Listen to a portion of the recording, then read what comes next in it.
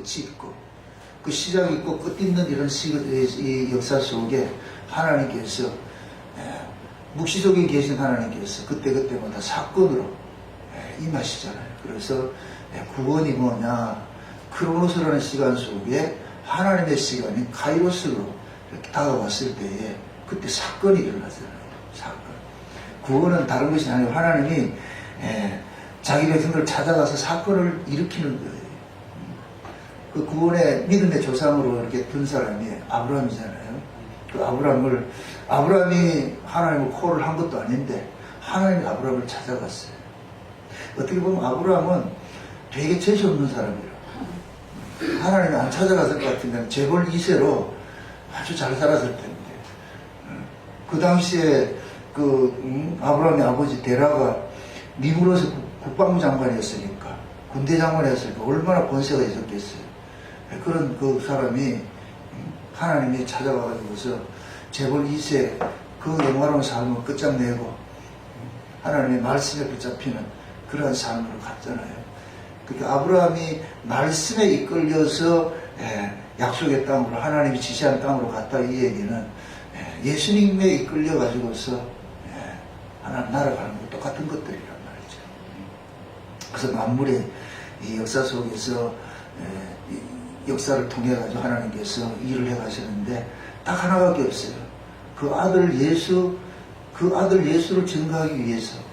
왜 그러냐? 만물 자체가 예수를 위해서 창조가 됐잖아요. 골로새 1장 16절에 볼 것 같으면은 만물이 그로 말미암고 그를 위하여 그가 창조했다 그러잖아요. 그 만물은 결국 예수님 한 분 드러내는 일들을 하는 것이 만물의 존재 목적이란 말이에요. 그 만물 속에 지금 우리도 포함이 되어 있으니까, 그러니까 우리 역시도 하나님께서 그 아들 예수 그리스도를 드러내는 데 있어서 우리를 사용을 하고 있잖아요. 사용을 하고. 가장 큰 복이 뭐냐, 하나님께서 창세전에 어린 양의 생명책에 농명된 자들을 찾아가셔가지고서 그들 속에 그 아들의 흔적을 새기는 일들이, 그것이 구원이고 그것이 최고의 복이잖아요. 결국 우리는 뭐냐, 하나님의 아들을 통해 가지고 우리가 하나님의 아들들이 돼서 그의 나라 가가지고서 하나님과 영원토록 함께 동거하고 사는 것이잖아요. 그 일을 하기 위해서 하나님께서 진짜 아들을 이 땅에 보내셔가지고서 아들들을 낳는 일을 하잖아요. 그래서 어떻게 볼까 하면 예수님께서 이 땅에 오신 것은 하나님 아들들 낳아보셨어요. 이런 의미로 보면은 예수님이 어머니 하나님과 같은 역할을 하는 것이죠. 그래서 마치 여인이 아이를 낳을 때 물과 피를 쏟아가지고 아이를 낳듯이 예수님께서 옆구리에 물과 피를 쏟아가지고서 자기 백성들을 낳는 것과 똑같은 모습이란 말이에요. 그 구조 속에. 그래서 우리는 그 예수 그리스도를 통해서 하나님의 아들들을 낳는 그 이야기가 뭐냐면 성경 이야기잖아요. 성경. 그 성경에 구약은 아브라함의 그 후손들을 중심으로 해서 이야기하는 것들이 구약의 이야기고, 신약은 예수 그리스도를 통해서 나아진 교회들의 이야기가 신약의 이야기잖아요. 그래서 우리가 구약을 일컬어서 그림자라 그러고 신약을 일컬어서 실상이다. 그래서 오늘 지금 읽었던 이 이야기가 모세가 시내산에서 하나님으로부터 계명을 받아왔습니다. 율법을 받아왔어요. 율법을 받아왔는데 모세 얼굴이 광채가 나가지고서 사람들이 그 모세 얼굴을 보질 못하잖아요. 그 광채가 나서. 그래서 그 광채를 가리기 위해서 수건으로 이렇게 썼단 말이죠. 그 이야기는 수건을 벗겨야 모세 얼굴을 제대로 볼 텐데 수건이 가려지니까 모세 얼굴을 못 본다 그러잖아요. 근데 그것을 지금 여기에서 사도 바울은 이걸 뭐로 이야기하느냐, 그 수건이 그리스도에게 돌아가면 벗겨진다. 그 얘기는 결국은 뭐냐면은 모세가 받았던 모든 이야기는 예수 이야기라는 얘기죠. 예수 이야기. 구약의 모든 율법도 다 예수 이야기죠. 그래서 예수님께서 오셔가지고서 율법 이럴 것 같으면 하나님의 모든 말씀을 다 완성했다 이렇게 생각하면 돼요. 예수님 자체가 하나님의 뜻을 이루기 위해서 줬고, 그 뜻을 구약에 표현해 놓은 것이 구약의 아브라함 언약 속에 담겨 있잖아요. 그 아브라함 언약 속에 담겨있는 내용이 신약으로 올 것 같으면 그 아브라함 언약을 예수님께서 완성을 하시잖아요. 그 구약에는 아브라함이 가나안 땅에서 언약을 맺습니다. 창세기 15장을 볼 것 같으면 그때는 아들이 하나도 없는 상태였는데, 근데 하나님이 아브라함 보고 이 언약을 세울 때 이 후손이 이방에 계기됐다가 4대 만에 여기 돌아올 거야. 4대 만에. 그러니까 아브라함은 그 언약을 세워놔놓고 자기 후손들이 돌아오는 것을 보지도 못하고 그냥 아브라함은 죽었어요. 죽었어. 그럼 그 이야기가 예수님과 우리 이야기로 살펴볼 것 같으면은, 가나안 땅은 지금 아브라함이 언약을 맺은 땅이 가나안 땅이잖아요. 그게 약속의 땅인데, 우리도 마찬가지예요. 하나님께서 창세전에 그 아들 예수 그리스도하고 언약을 맺은 것이, 그때 뭐냐, 네 속에서 나올 아들들을 내가 저 이방의 객으로 보냈다가 정한 때가 돼서 4대 만에 내가 이리로 데려올 것이야. 그렇게 풀면 되죠. 아브라함에게 한 그 언약이 예수님에게 하신 언약과 똑같은 의미로 보이겠죠. 그래서 예수님께서 이 땅에 오신 것은 뭐냐, 창세전에 아버지께서 어린 양의 생명책에 농명된 자들을 구원하러 왔잖아요. 그래서 예수님이 내가 이 땅에 온 것은 내 뜻을 행하려 함이 아니고 아버지의 뜻을 온전히 이루는 것인데, 그것이 뭐냐, 아버지께서 내게 주시는 자들을 내가 마지막 날에 살리는 것이야. 그럼 예수님도 아무나 구원하는 것이 아니고 아버지가 주신 자들. 그래서 예수님 그러잖아요. 아무라도 내게 올 수 있는 자가 아니고 아버지께서 내게 이끄는 자라야 내게 올 수 있다고 그러잖아요. 그러니까 우리가 이 구원이라는 것이 얼마나 큰 축복인가 몰라요, 이게. 우리는 이제 구원일 것 같으면은, 사람들 생각하기 그러잖아요. 내가 예수 믿으면 되지 뭐. 내가 예수 믿어서 구원받으면 되지 뭐. 이럴 때는 그 구원의 가치성이 상실이 되고요. 왜 그러냐면은 그 구원의 주체가 내가 가지고 있기 때문에. 내가 언제든지 믿고 싶으면 믿고 믿기 싫으면 안 믿고 할 것 같으면은 이런 구원 자체가 그 의미가 퇴색이 되어버린단 말이죠. 그런데 성경은 네가 구원받고 싶어서 받는 게 아니고 내가 구원을 해주는 것이지. 내가. 그러니까 그래서 구원을 선물이라고 그러잖아요. 선물. 그러니까 세상에 수많은 사람들이 있지만은 그 사람들이 다 예수를 믿고 구원받는 게 아니고 하나님께서 창세전에 어린 양의 생명책에 농명된 자들만 구원을 받는 거예요. 그럼 우리가 지금 예수를 믿는다 이 얘기를 역으로 거꾸로 올라갈 것 같으면은, 창세전에 하나님이 나를 어린 양의 생명책에 농명을 해놨구나. 농명을 했으니까 지금 우리가 예수가 믿어지는 거예요. 내가 예수를 믿는 게 아니고 하나님이 믿어지게 해줘서 믿는 것이에요. 그러니까 우리는 옹판 그것이고 뭐냐면 선물이죠. 다 선물이죠. 선물하는 게 없습니다. 우리가 이 땅에 태어난 것도 선물이고, 여기에서 예수 그리스도를 믿는 것도 선물이고, 우리가 장차 하나님 나라 가는 것도 선물이고, 모든 것들이 다 선물이란 말이죠.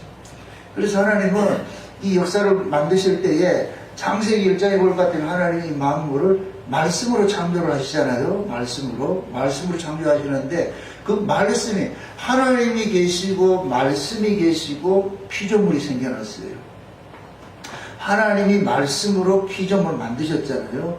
그러면은 하나님과 우리 이 피조물하고 중간에 누가 있느냐? 말씀이신 분이 계신다고. 말씀이신 분이. 이 말씀이신 분이 육체를 믿고 오신 분이 예수님이란 말이죠. 그래서 예수님께서 누구든지 나로 말미암지 않고서는 아버지께로 갈 자가 없느니라 그러잖아요. 그게 예수님이 하나님과 우리와의 중간에 있는 거예요. 이걸 삼층천으로 비유를 같으면 우리가 1층천이 되어버리고 예수님이 2층이 되어버리고 하나님이 3층이 되어버려요. 그럼 우리가 1층에 있는 사람이 3층으로 가려면은 2층이 찢어져야 돼요. 2층이 문을 열어줘야 돼요. 그게 곧 뭐냐? 성막으로 보면은 뜰이 있고 성소가 있고 지성소가 있잖아요. 뜰이 1층천이면은 성소가 2층천이고 지성소가 3층천인 것이죠. 우리 구원의 서정이 그렇게 되어 있단 말이에요. 구원의 서정이. 예? 그 구원이 어떻게 되냐? 종에서 아들로. 그럼 종은 뜰에 일을 하는 사람이고 아들은 성소에서 일을 하는 사람이고 그 다음에 지성소에는 신부들이 들어가는 것이죠. 그래서 우리 신자들이 종이라 그러고 아들이라 그러고 신부라 그러잖아요. 그러니까 이게 전부 뭐냐면 하나의 이야기, 하나의 이야기. 그러니까 예수님께서 십자가에 죽으실 때에 성소의 기장이 확 찢어져 가지고서 이제 비로소 뭐가 되느냐, 지성소로 들어가는 길이 생겼잖아요. 지성소로 들어가는 길이. 그게 곧 뭐가 되냐면은 우리가 예수님이 길을 내준 거예요. 그걸 그대로 예수님께서 요단강에 세례를 받을 때에 그 모습이 나타나는 거예요. 예수님께서 요단강에 세례를 받는 것은 십자가에 죽는 것과 똑같은 것이에요. 그러니까 요단강에서 올라오니까 하늘이 확 열리면서 하나님께서 이는 내 사랑하는 아들이다 이렇게 하더란 말이죠. 그러니까 예수님을 통하지 않고서는 우리가 하나님께로 나아갈 수 있는 사람 아무도 없어요. 근데 그 예수님께서 이 땅에 오셔가지고서 모든 자에게 구원을 주는 것이 아니고 예수라는 이름 자체가 벌써 자기 백성이라는 것이 즐거워했다 그러잖아요. 기다렸다 그러잖아요. 그래서 예수님이 십자가에 죽으시고 무덤 속에 들어갔을 때에 그 무덤 속에 누가 있느냐? 아브라함의 후손들이 그 안에서 기다리고 있는 거예요. 그래서 구약에는 죽으면은, 언약의 후손들이 죽으면은 전부 열조로 돌아간다 그랬어요. 열조로 돌아간다. 그 열조가 뭐냐? 아브라함 품이에요. 그래서 예수님께서 천국 비유를 할 때에 부자하고 거지 나사로 비유할 때에 아브라함 품으로 묘사를 하는 거예요. 아브라함 품으로. 그러니까 구약의 이스라엘 백성들은, 언약의 후손들은 전부 어디로 들어가느냐? 아브라함 품으로 들어가는 거예요. 그걸 열조로 돌아간다고 해요. 그걸 다른 걸로 표현할 때 아브라함이 이 세상에서 유일하게 값을 주고 산 곳이 하나 있어요. 그게 뭐냐? 무덤이라는 거예요. 무덤. 막벨라 불. 그 무덤을 왜 무덤을 샀느냐? 자기 후손들, 자기 가족들을 그 속에 묻기 위해서. 그래서 아브라함이 그 가족도 사라도 거기 들어가고, 본인도 거기 들어가고.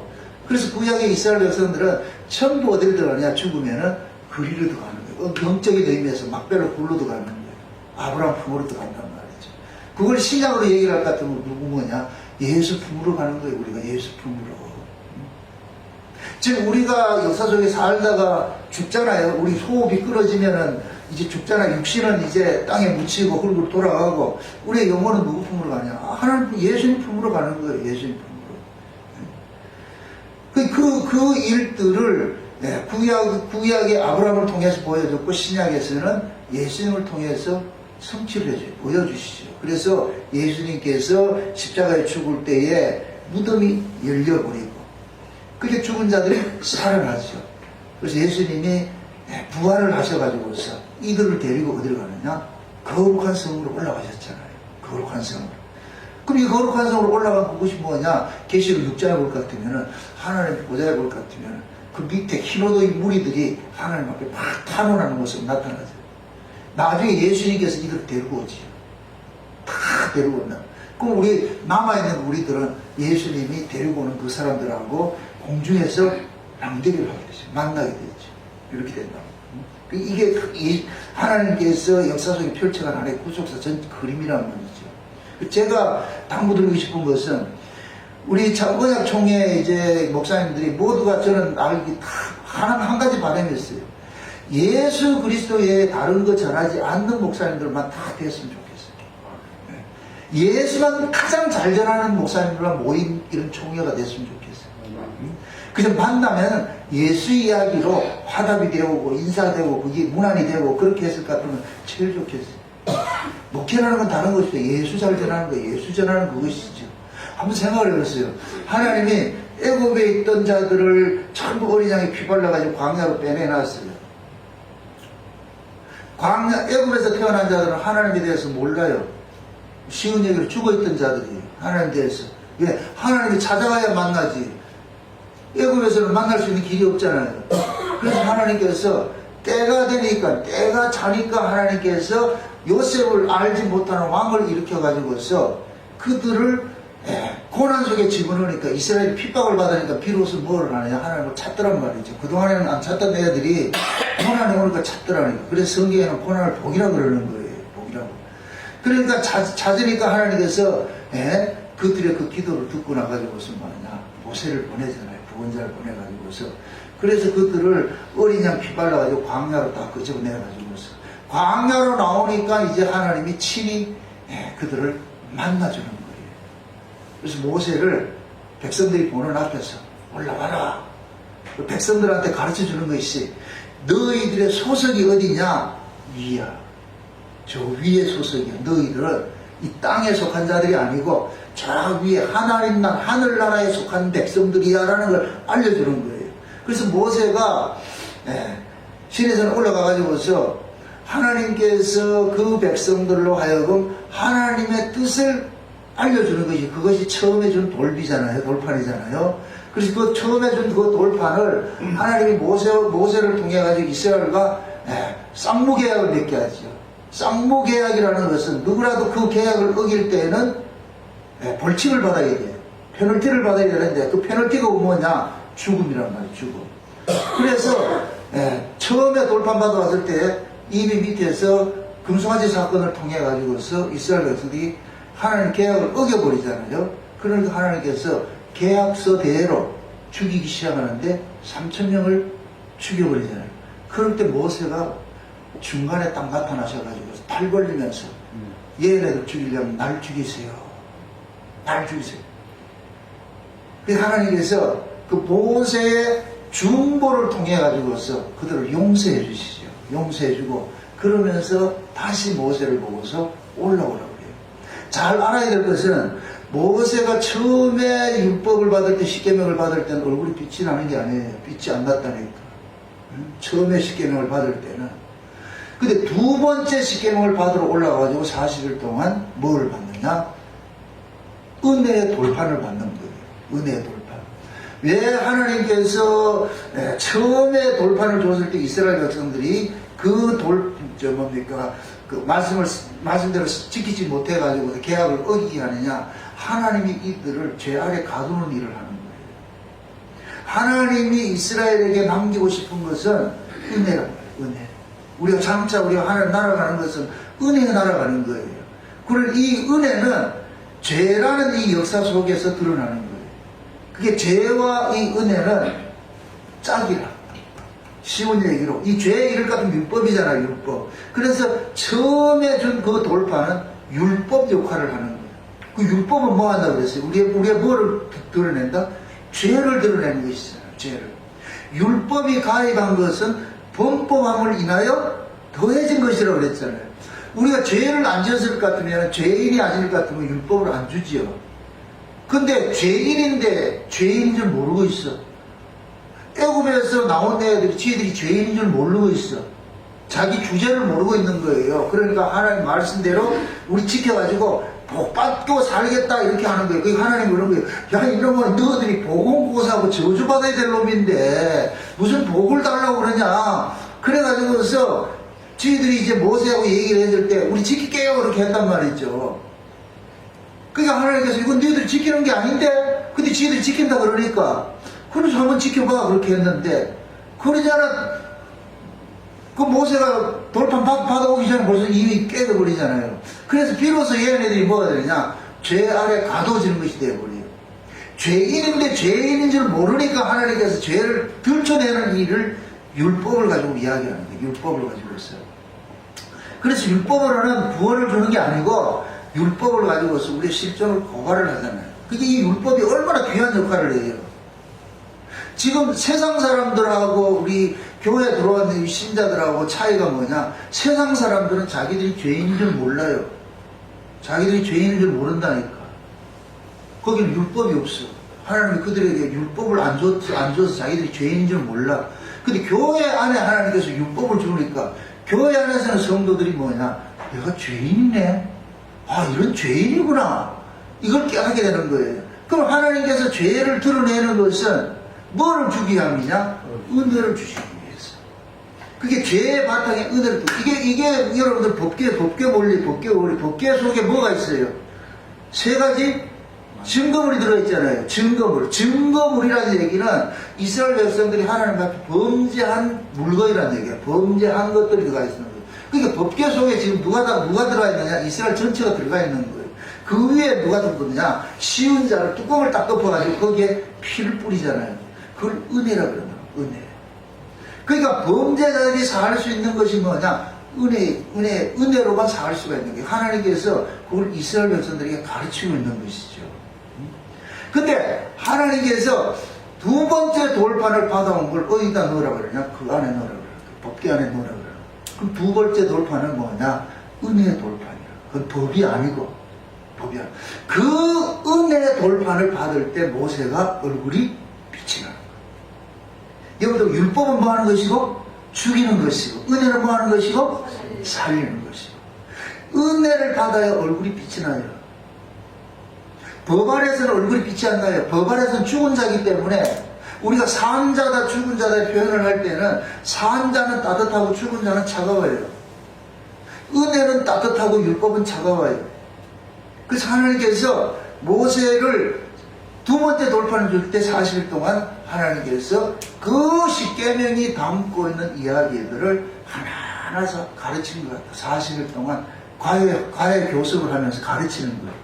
그 모습을 그대로 신약으로 올 것 같으면 벤치마킹에서 나타나는 모습이 바울이라고.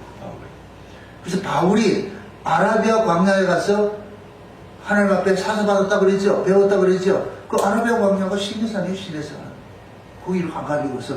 그러니까 모세는 지금 바울이 그러는 거예요. 야, 모세가 받아왔던 그 돌판 이야기가 전부 누구 이야기인 줄 알아?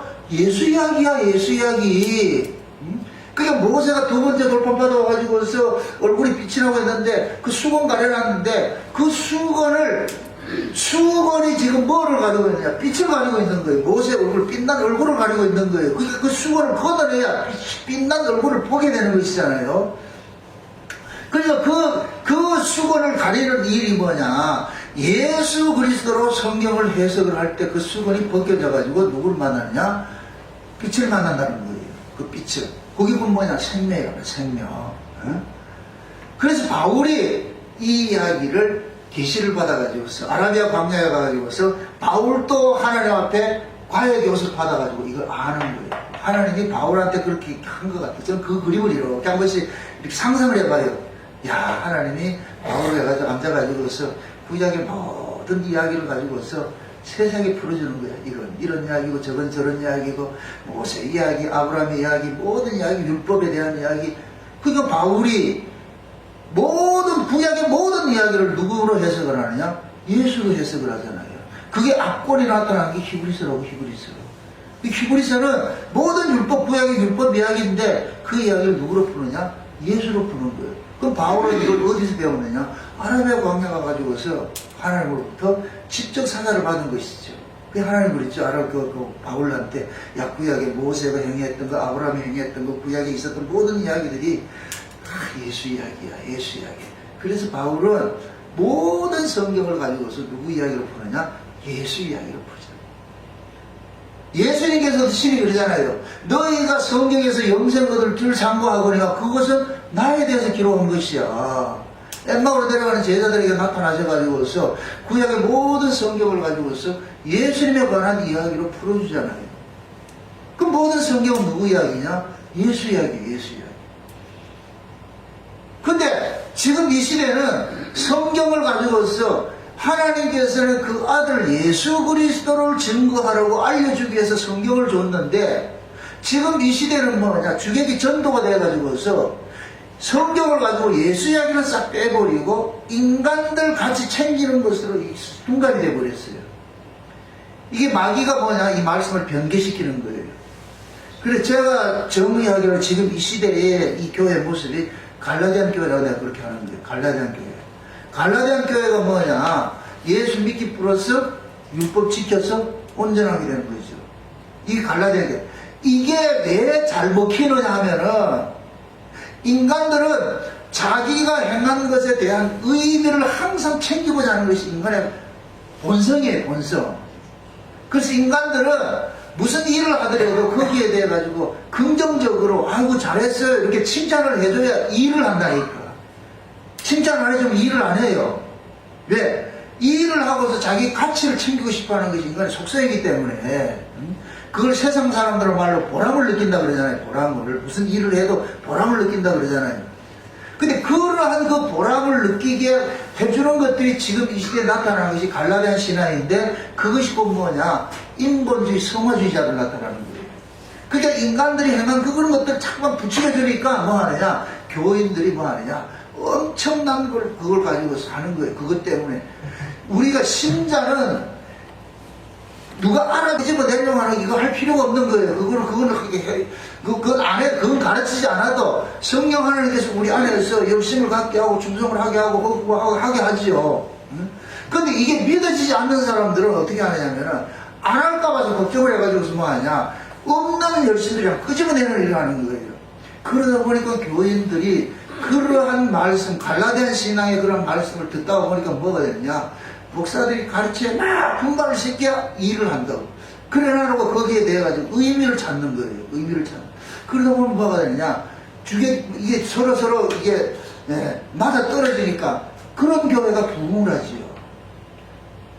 대형 교회들이 다 거기에 들어가 있다니까.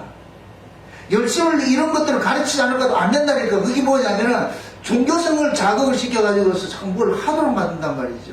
그러다 보니까 그분들에게 있어가지고서는 안타까운 것이 뭐냐면은 성도라고 할 것 같으면 그 속에서 예수가 자랑이 되어야 되는데 그들에게는 예수가 자랑되는 것이 아니고 우리 교회 와봐. 우리 교회 유명한 사람이 있고 우리 교회 누구가 있고 이건 아니에요. 그건 복음이 아니라니까. 복음은 예수 이야기지 교회 자랑하는 게 아니란 말이죠. 어제 제가 설교 중에 그거 했어요. 요한계시록 9장에 하나님께서 솔로몬이 그 성전을 봉헌하고 나가지고서 하나님이 솔로몬에게 나타나잖아요. 두 번째 나타나잖아요. 하나님이 솔로몬에게 두 번 나타나요. 처음에 왕위를 계승받고 나가지고서 기본 산당에서 1000번째 드리고 나서 한 번 나타나고, 그 다음에 20년 동안 성전 짓고 왕궁 건축하면서 20년 지나고 나가지고서 한 번 나타난다. 두 번 나타난다. 그러니까 솔로몬의 이 치적을 볼 것 같으면 솔로몬이 40년 생애 속에 이 왕정 속에 20년 전반기는 성전 짓고 왕궁 짓는 일을 해서 이때는 아주 선행을 해요. 진짜 하나님의 종으로서 일을 해요. 근데 성전 봉헌 후에 20년은 내리막길이죠. 이때부터 막 타락상이 일어난다니까.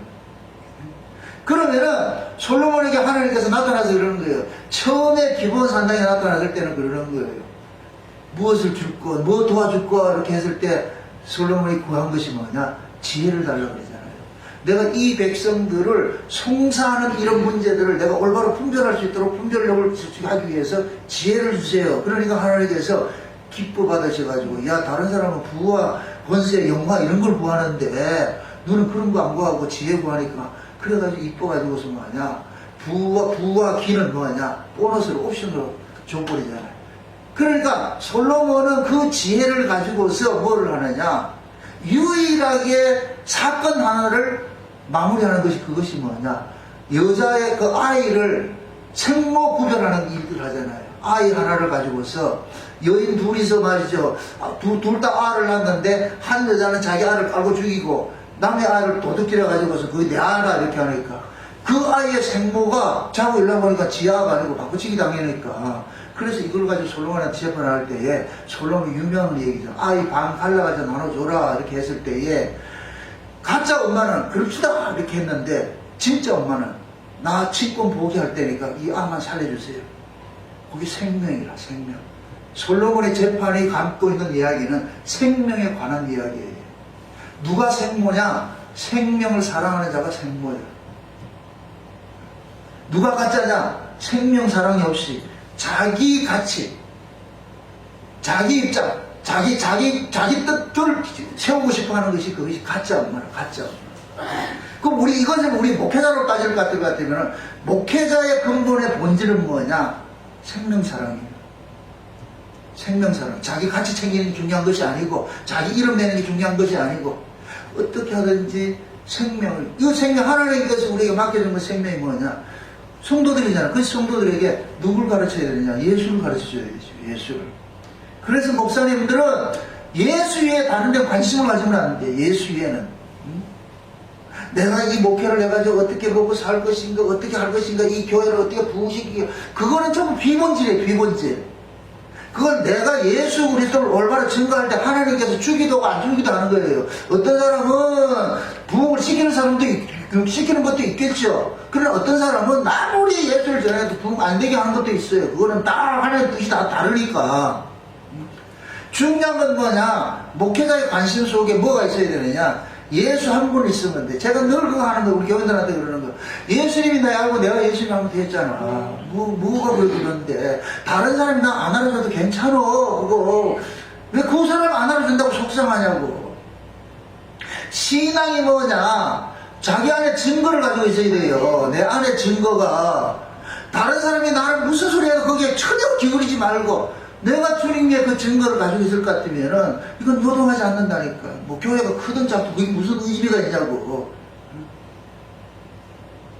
예를 들어서 하나님이 어떤 사람은 5달란트 맡기고 어떤 사람은 2달란트 맡기를 하잖아요. 2달란트 맡기를 하면 2달란트 하면 되는 거예요.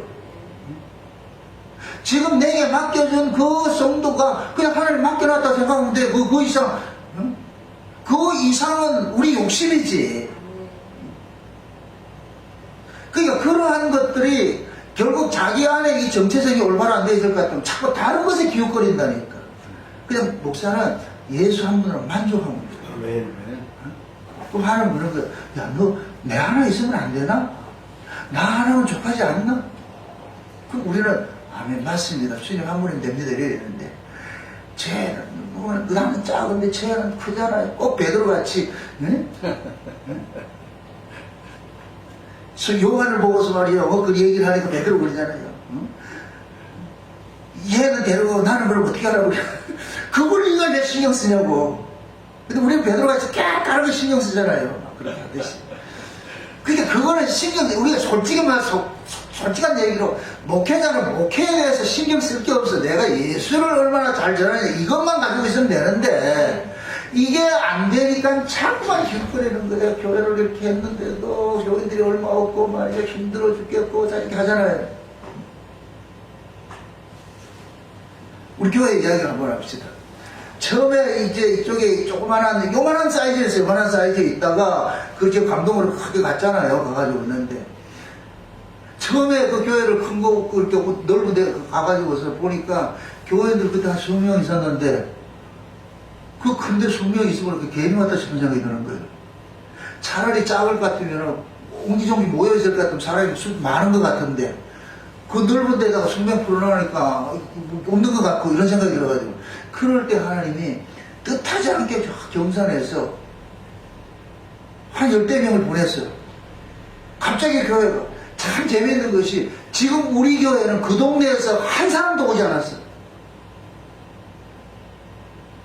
외부에서 그렇게 와가지고서 그렇게 하다가 이분들이 한 3년 좀 4년 정도 있다가 자기들끼리 또 다 빠져나가 버렸어. 지금 우리 교회들 지금 남아있는 교회들이 지금 21명밖에 안 돼. 원래 왔던 인원밖에 안 된다고. 응?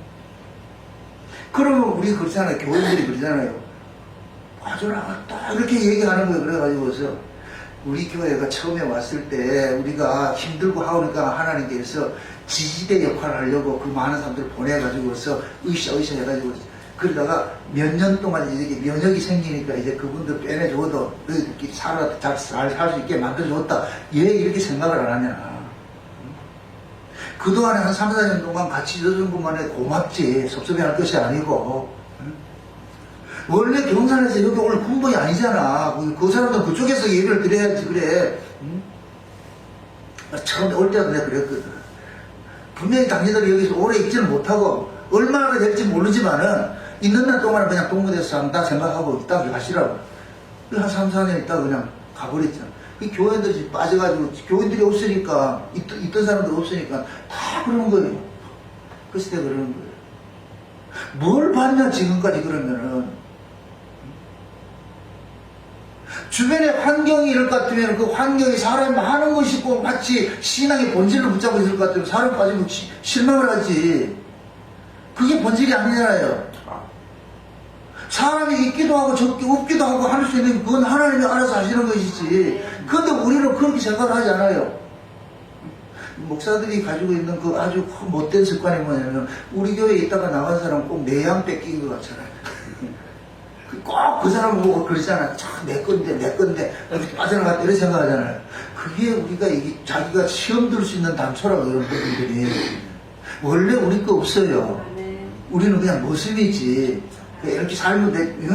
많을 때는 많게 하는 것이고, 적으면 적게 하는 것이고, 거기에 대해 중요한 것이 아니라, 가장 중요한 것이 하나님 그러는 거야. 니나 사랑하냐, 이거. 니나 사랑하냐. 내가 너 알고 너 나 알면 됐지. 여기에 만족이 됐을 때는 주변의 환경 따라 내가 아무도 하지 않아요. 그 자리에 가 계셨으면 좋겠어. 우리 언약총회 목사님들 다 약해. 응? 다 교회들 보면 다 고만해. 응? 누구 부러워할 것도 없고 실망할 것도 없어. 그냥 내가 그 성도들을 통해 가지고 하나님의 말씀을 공급받아서 그들에게 목양을 할 수 있다는 이 자체로 내가 만족을 해야지. 이거 가지고서 뭔가 좀 많이 키워가지고서 뭔가 내 이름도 좀 내보고, 그거는 우리 욕심이죠. 하나님 그걸 허락을 하지 않는다. 그냥 저는 우리 총회, 우리 노예, 우리 목사님들이 다 자족하는 마음을 가졌으면 좋겠어요. 아멘. 이만큼이라도, 아이고야, 그래도 하나님께서 이렇게 주셔가지고 내가 살고 있구나. 예전에 제가 그런 적이 있어요. 처음에 제가 이 창세 언약을 깨닫고 이렇게 했을 때에, 그때 이 창세 언약이 이 깨달아지는 그 재미에 교회가 어떻게 되는지 관심도 없었어. 그때 교인들이 우리 집사람하고 천안백하고 둘이 딱 남을 때가 있었어. 저는 우리 집사람 혼자 남편하는 거 설교 무진장 많이 했어요. 그러다가 집사님 한 가정이 돌아가지고서, 그래서 내가 그런 얘기를 했거든요. 수요일이고 금요일이고 잘 안 나와. 근데 나는 준비를 해. 그래서 나중에 내가 그런 얘기를 했거든. 꿰어나가지고서, 야, 안 나온다, 전화를 해줘라. 그럼 나도 좀 쉴 거 아이가. 근데 그것이 내 욕심이잖아. 근데 목사의 욕심은 뭐냐? 성도가 있건 없건 뭐 해야 되냐? 말씀을 준비를 해야지. 양식을 준비를 해야지. 그래서 내가 그런 얘기를 했어요. 뭐 나중에 앞으로는 뭐 나오고 안 나오고 그런 건 중요한 것이 아니고, 그걸 가지고 안 나오더라도 전화하지 말고 내가 그래도 준비를 해야 되니까, 그래서 내가 한번 그런 얘기를 대치를 한번 한 적이 있어. 그런 얘기를 한 적이 있다. 중요한 건 뭐냐면은 내가 말씀을 준비를 하면서 내가 은혜를 받잖아. 이게 이런 뜻이라고 저게 저런 뜻이라고. 그러면은 사람들이, 성도들이 있고 없고 상관없이 내가 은혜 받으면 되지. 그래서 저는 목사님들이 예수님과 좀 진짜 깊은 연애를 많이 해가지고서 예수님하고 알콩달콩하는 그런 그 연애 생활을 많이 할 것 같으면 사람이 오고 안 오고는 상관없이 없어. 그걸 이겨낼 수가 있다니까. 그리고 지금은 교인들이 물질 문명이 발달하는 시대에 돼가지고서 등 따시고 배부르면은 남루하고 초라한데 안 가요. 크고 화려하고 서비스 좋은데 편안한데 그런 데 찾으려고 그러지 그렇게 안 간다니까. 그래서 개척교회는 앞으로 점점 안 되게 돼 있어요. 여기에서 우리가 승부내는 건 딱 하나밖에 없어. 내가 예수 만나고 니들 있든 없든 난 상관하지 않는다. 나 예수님 한 분으로 만족한다. 그렇게 할 것 같으면 그게 목회 최고로 잘하는 거야. 아멘. 당당하게 이겨내는 것이지. 세상을 이겨내는 것이지. 그렇게 해서 여러분들이 모세처럼 얼굴이 빛이 나가지고서 다른 사람들이 여러분을 봤을 때 저거는 도대체 뭐가 저렇게 싱글벙글한데 뭐가 그래 좋은데, 그럴 때 여러분들이 가지고 있는 빛의 근원인 그분을 싹 내놓으시라. 나 이분 때문에 행복해. 나 이 예수 때문에 행복해. 이분 한 분 있으면 난 만족해. 그렇게 했을 때에 다른 거 들고 와가지고 자랑질 하려고 하던 사람이 그 앞에서 무한함을 당해가지고 도망가다 만들어요. 세상에 그거 가지고 와서 자랑질도 하려다가 예수 이야기를 하니까 그 사람은 예수를 모르잖아. 그냥 교회, 부흥, 교회만 했던 사람인데 예수에 대해서 이야기를 하면 모르는 사람이죠. 그래서 그것을 이겨낼 수 있는 것이죠. 예수님이 그러잖아요. 바리새인들은 사람의 영광을 취하지만 난 사람의 영광을 취하지 않아. 아버지가 늘 나와 함께 있는데 내가 뭐 너희들이 나를 인정한다고 좋아하고 너희들이 나를 인정 안 한다고 내가 슬퍼하고 그러지 않잖아. 아버지가 나를 하면 되는데. 우리 목회자들도 그 자세에 거기 서 있으면 되겠어요. 그래서 여러분들이 예수님 한 분으로 만족이 되어 있을 때에 교인들이 두려워해요. 아, 목사님은 사람 눈치 안 보고 사람 숫자도 상관없고 목사님은 그냥 예수님 한 분으로 저렇게 만족하고 있는 그 모습을 받을 때 오히려 교인들이 그것에 경외감을 갖는단 말이에요. 그걸 우리가 줄 수 있어요. 그게 목회자예요. 그래서 우리 언약총회, 창세에서 언약을 위해서 만들어진 이 총회 목사님들은 모두가 예수 한 분으로 만족하시고 그 예수만 나아요. 내게 있는 것으로 네게 주노니 했을 때 나사렛 예수밖에 없어. 응답은 없어. 내가 교회 부흥된 거 없어. 그러나 내가 가지고 있는 건 딱 하나밖에 없어. 나사렛 예수. 그 예수를 줬을 때에 맨날 떡만 바라보고 살던 안전뱅이가 일어나가지고서 한 번 더 성전 안에 들어가가지고 하나님 찬미에 못한 사람이 성전 안에 들어가가지고 찬송하는 그 자리로 들어갈 수 있도록 그렇게 만들어요. 그리고 뭐냐? 나사렛 예수밖에 없어요. 목사님들이 여러분 속에 목사님들이 내가 내게 줄 수 있는 것 딱 하나밖에 없다. 은과금은 내게 없다. 내게 줄 수 있는 것은 나사렛 예수. 나사렛 예수 듣고 싶으면 말아. 은과금 가지고 다니면은 다 사랑의 교회로 가고 나사렛 예수를 보고 싶어 가는 교회로 가요. 자, 여러분 보세요. 이거 하나 하고 마칩시다. 사랑의 교회 이렇게 커가지고 하는 짓거리 보세요. 지금 그 교회가 크고 돈 따지고 배부르게 하는 짓거리가 결국 적그리스도 짓하고 하고 있잖아요. 저걸 부러워할 게 아무것도 없다. 그 적그리스도 짓을 하고 있는 그 목사 밑에 머리 뒤밀고 아멘하고 있는 그 인간들이 뭐겠냐고. 그 예수를 만난 사람들이겠어요? 아니에요. 그걸 부러워할 거 아무것도 없다. 불쌍해, 불쌍해. 한국 대형교회를 보면 불쌍하다고. 참 비본질에 붙잡혀가지고 말이에요. 목사가 줄 수 있는 것은 말씀이라는 것은 이 곡식을 줘야 되는데 결을 주고 있어. 결을 주고 있어. 그 결은 하나 남는 거 없어요. 하나님의 말씀이 밀과 겨와 같이 말이죠. 하나님의 말씀은 밀이지 겨가 아니잖아요. 예수라는 것이 밀을 줬을 때에 비본질은 땅의 그 가치들 이런 것들은 다 이겨낼 수가 있다니까.